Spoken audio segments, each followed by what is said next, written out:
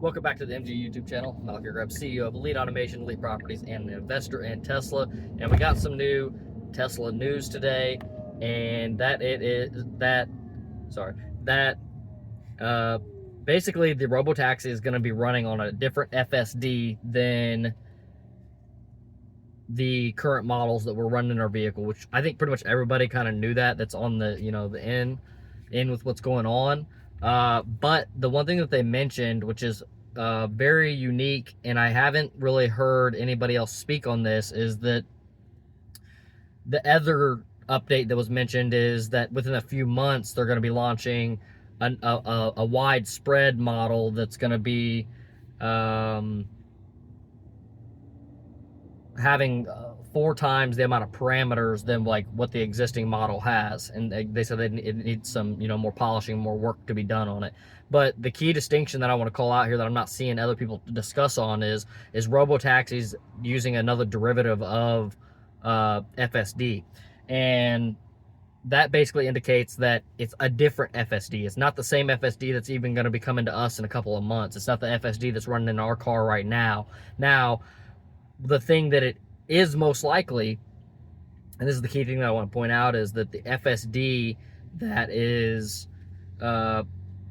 in our vehicle, let's say for instance a version 13, they're probably taking that version 13 and then doing some hard-coded things for, let's say for instance, Austin, Texas, right?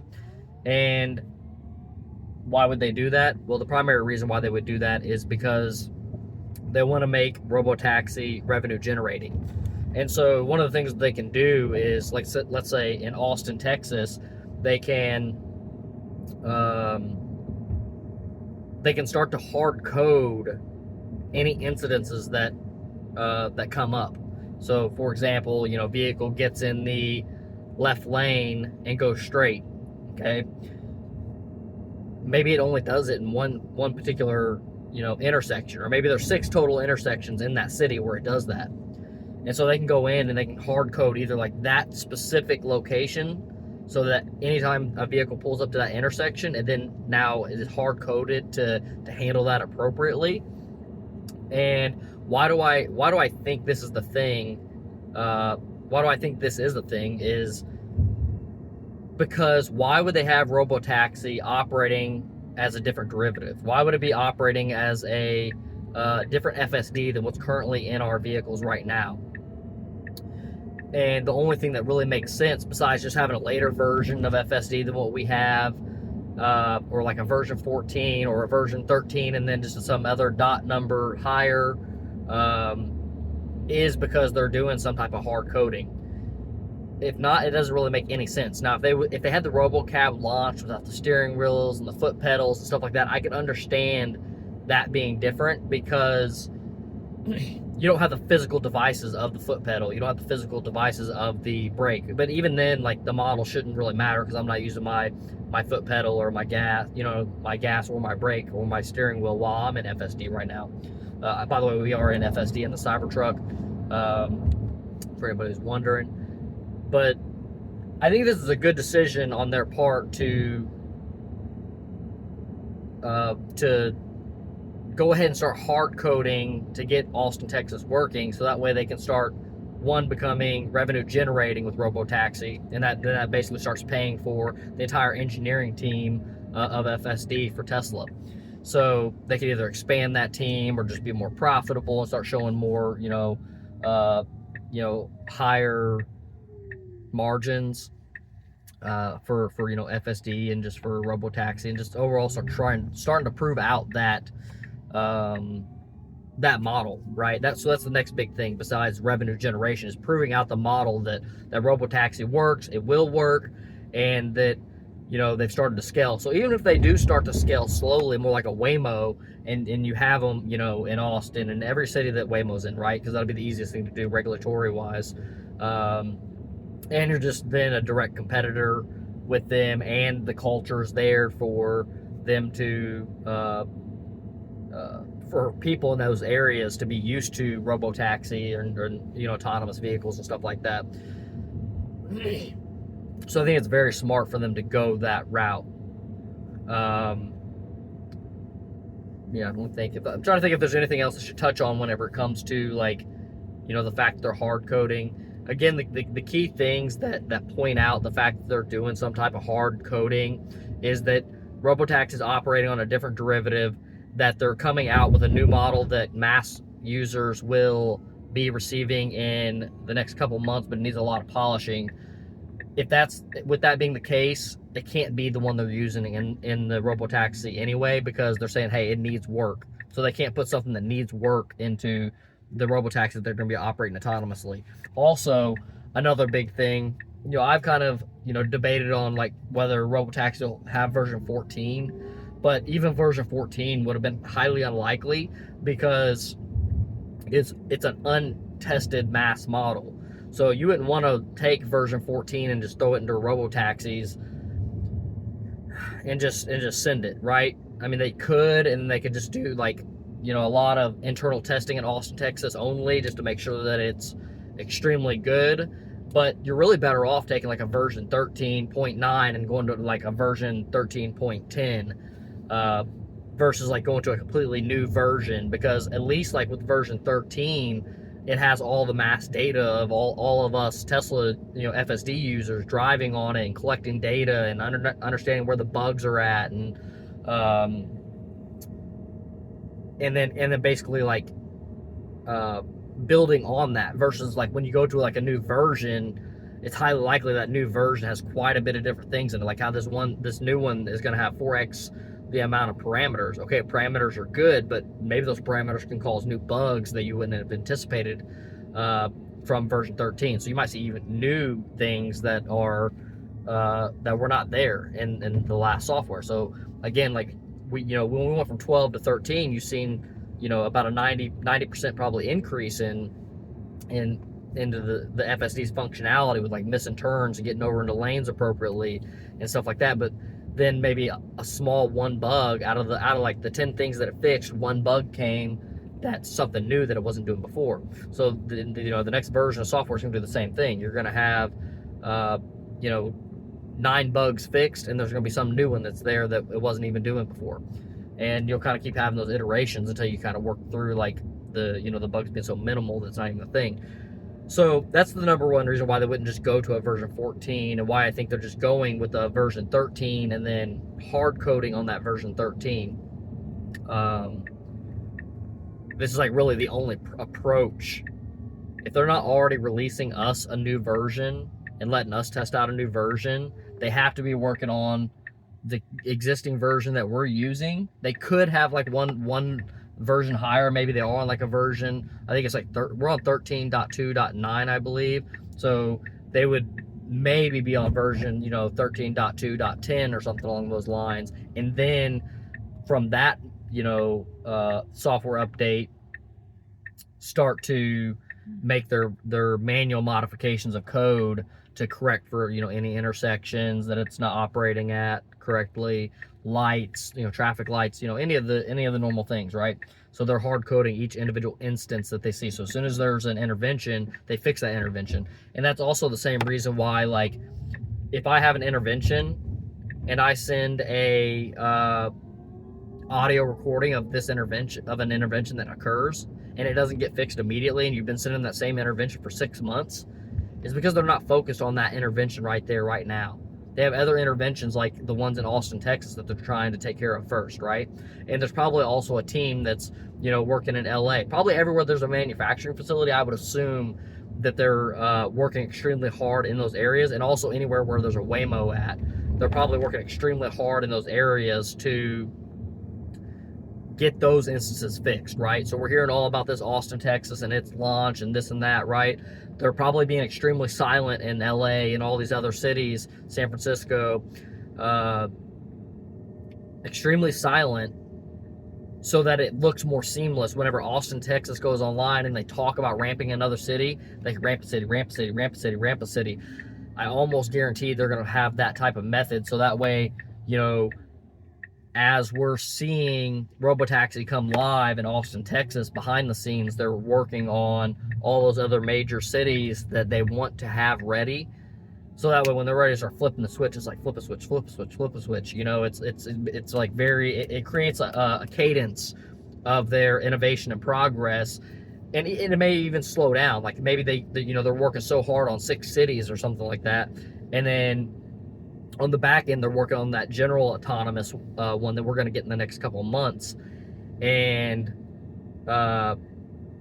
you know, that general autonomy one is the one they really, really, really want, and they really want that one to work. But in the meantime, they need something that functions now and functions appropriately and functions without issues. And I think it's good enough now that they can easily go in there and code, you know, intersection by intersection or incidents by incidents, or intervention by intervention, however you want to call it, right?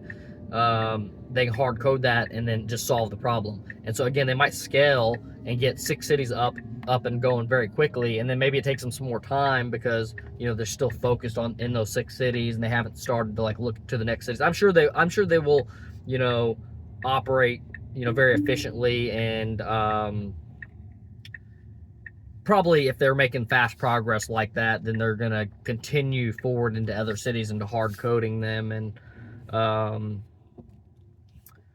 just getting them prepared. So if they have to hard code those cities, they will hard code those cities. And there's also a plausibility when I say hard code, it could just be manual AI training, right? Meaning like, not like this is not okay. So a lot of times AI is trained by like just giving a command. Okay, not okay, should have turned left, should have turned right, should have done this, should have done that, should have, you know what I mean? And so it like, you're basically giving it cues on what it should have done. So like you see that incidents over and over and over again, and like especially if you run it through like a simulation, which is probably, you know, the way that they're going about training is they're running it through simulation, and then so manually somebody's like, that's incorrect, that's incorrect, that's incorrect. And then when the simulation does something that they want it to do, they go, okay, that's correct. Okay, that's correct. Okay, that's correct. And now you have, now the AI model has a, okay, this is not okay, this is okay. And it's you know, in its data and its learning, and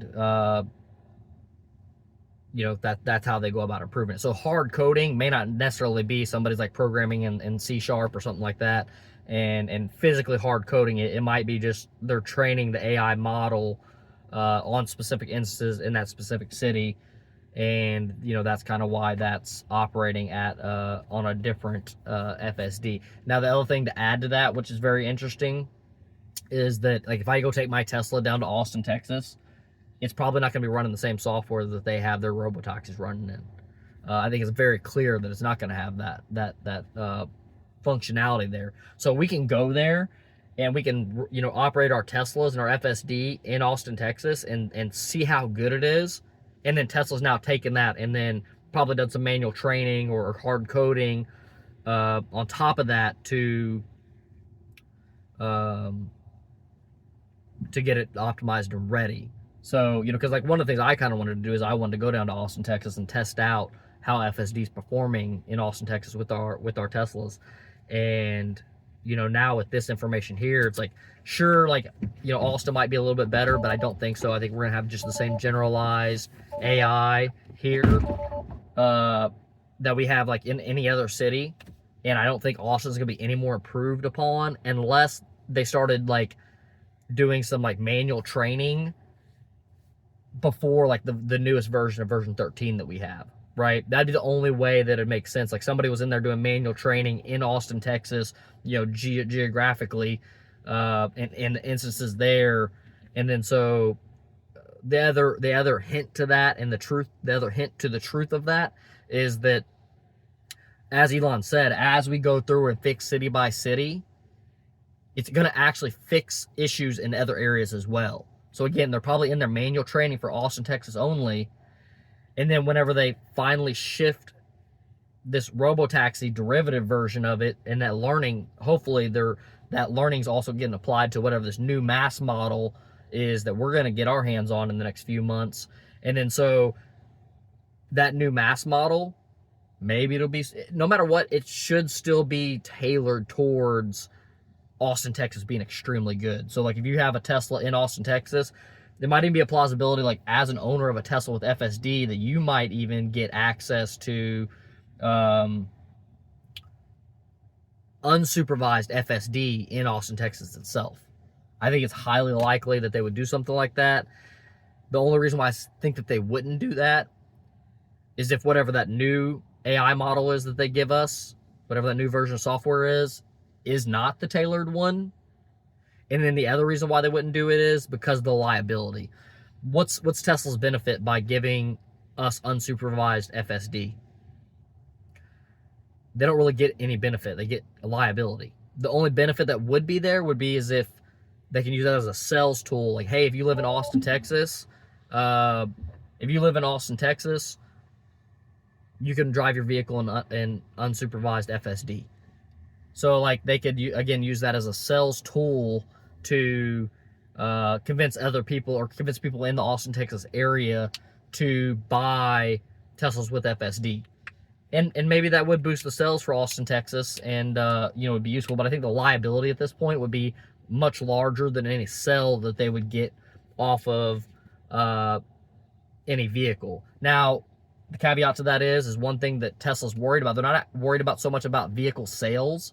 They care about appeasing the shareholders. So to make sure that we don't have a downturn in the Tesla stock and they end up in a financial issue. They got to keep the momentum going and the excitement for Robotaxi and FSD and the future revenues of that. So like they got to keep that sentiment up, right? So that's the biggest thing, is that sentiment. They need to drive it up. So that would be one reason why they would allow it, is saying, hey, look, boom, we got one city where people are already able to ride in their Teslas that that can go unsupervised, and also our sales are increased in the Austin, Texas area because we can operate unsupervised, right? So then the sales are up, and so the sales numbers look a little bit better. But Austin, Texas is one city; it's not going to have that much of an impact. Maybe have a little bit of impact in FSD adoption rate, which that's definitely a good indicator that they would like to see increase. But yeah, I don't want to extend this video out too long. I really just wanted to touch base on the FSD that's running in the Robotaxi and the FSD that we're going to be getting here in a couple months. I am also curious about the parameters. I'm going to do a little bit more digging into the parameters and what specifically do parameters mean. Does that mean just data points that we can look at? That's a mailbox. That's a, you know what I mean? That's grass. That's a tree. Is that what a parameter is? Is that how they're indicating, like, so that way the car can understand more things? That's what a parameter really should mean.